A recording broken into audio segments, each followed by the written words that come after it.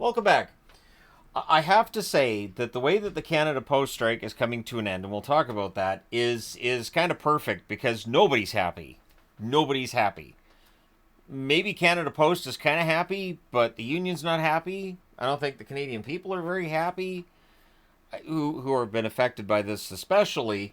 And it's kind of a mess. So yesterday, the government basically stepped in and said we need the Canada Industrial Relations Board to step in and basically rule that there will not be an agreement by the end of this month.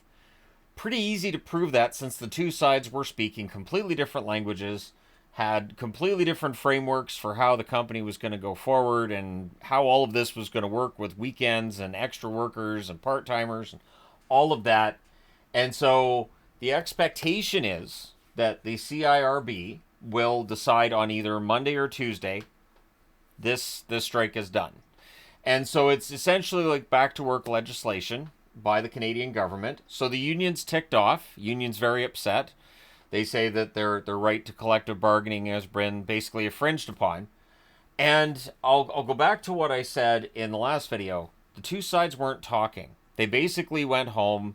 They were exchanging proposals which were nowhere near. In fact, after the last set of proposals were exchanged, the comment from Canada Post was they were getting further apart, not closer together. So it was just a mess. There wasn't going to be a negotiated solution by the end of 2024 anyways. But here's the thing.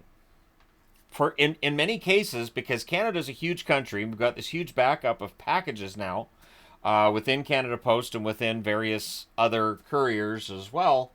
They may have stepped in too late to actually save Christmas, because it feels like that's what they're trying to do here. Like the Canadian government's trying to save Christmas for people, and it's kind of too late because there are major backups, there are major delays. I'm still doing a little bit of online Christmas shopping, and I'm getting that message at the top of every site. Due to the ongoing postal strike in Canada, our turnaround time has been extended. There's no guarantee you're getting these packages by Christmas. So bang up job by everybody, by the union, by Canada Post, by and people from the union get mad when I say that. But the reality is that they were offering rotating strikes and Canada Post locked them out. So it's semantics to say who's at fault here. I'm just looking and going, because of the time of year, you do have the maximum leverage if you're the union, sure, but nothing's really been accomplished here. Because now the expired contract stays in place until May 22nd. So they've kicked the can down the road to May 22nd, where packages are still being delivered in May, but nowhere near as much. So between now and May, they're going to look to have a negotiated solution. The government's basically saying, look, we should step in and help with this process, which I don't understand why this went the way that it did. It's a crown corporation. We can agree it's a crown corporation that the government may not directly fund, but the government is associated with, however loosely you want to define it. So the government should have been involved in this the whole way through. And yes, negotiate a fair wage, negotiate fair working conditions, negotiate all that fair stuff, and have the government right in between mediating the whole way along. Like, I don't understand. The strike started November 15th. It's now December 14th. And so tomorrow will be a month. And they were nowhere near getting any of this resolved. So for Canada Post, they're saying they will fully participate in the process the government's announced to try to bring this to a close and come to a new collective bargaining agreement. And it is going to be tricky because neither side trusts each other. Neither side likes each other. Everybody talks about how evil Canada Post is. Okay.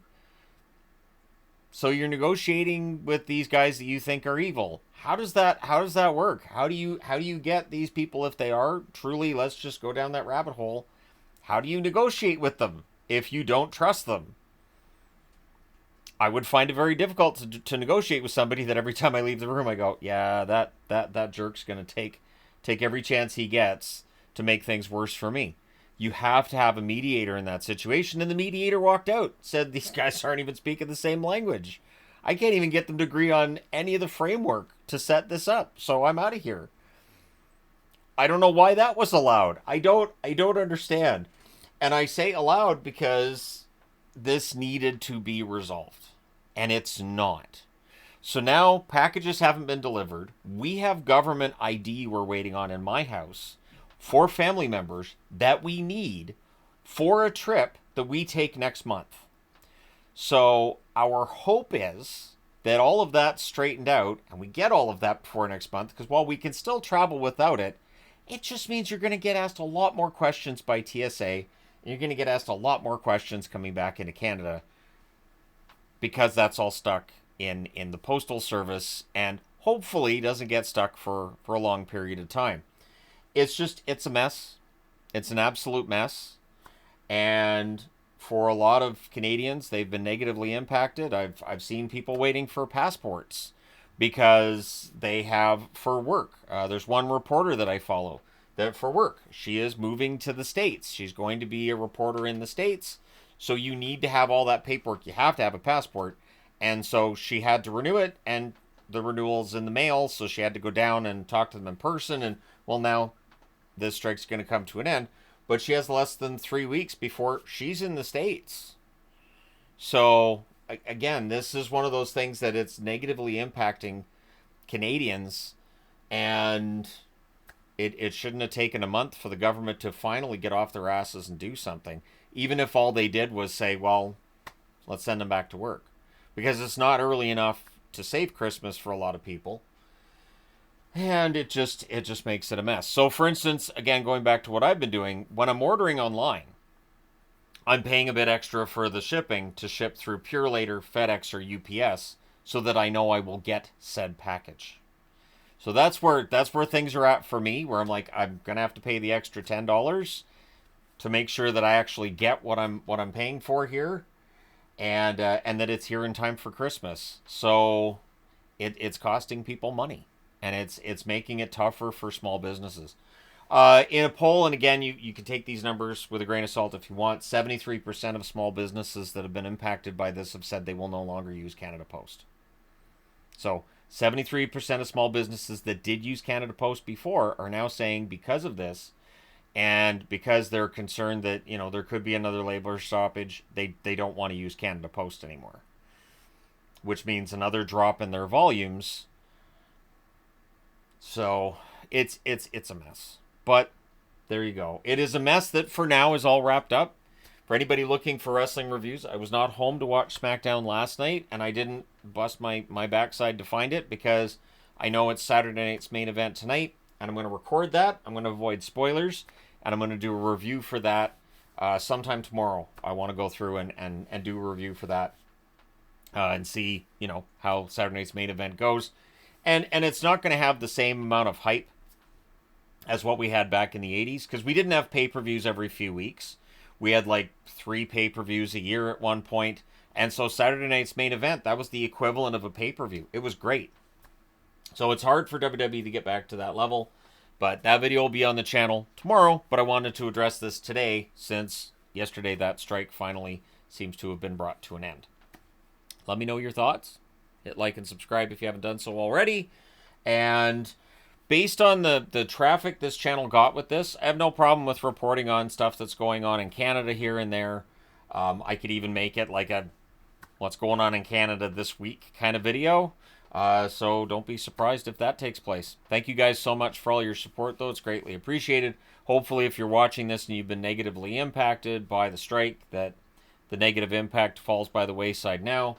And if you're part of the union, I really hope you guys get some of, and I say no because it's not going to be everything you guys are after, but I hope that once this is done, whatever negotiated solution comes through or whatever happens, that it ends up being worth all the headaches, because everybody basically has got a headache from this, other than the people who are, high up CEO people that make a ton of money. They're fine with people not being at work. On a strike, sure, fine, because they're fine. So anyways, there you go. Thank you guys so much for all your support. It's greatly appreciated. I will talk to you again soon.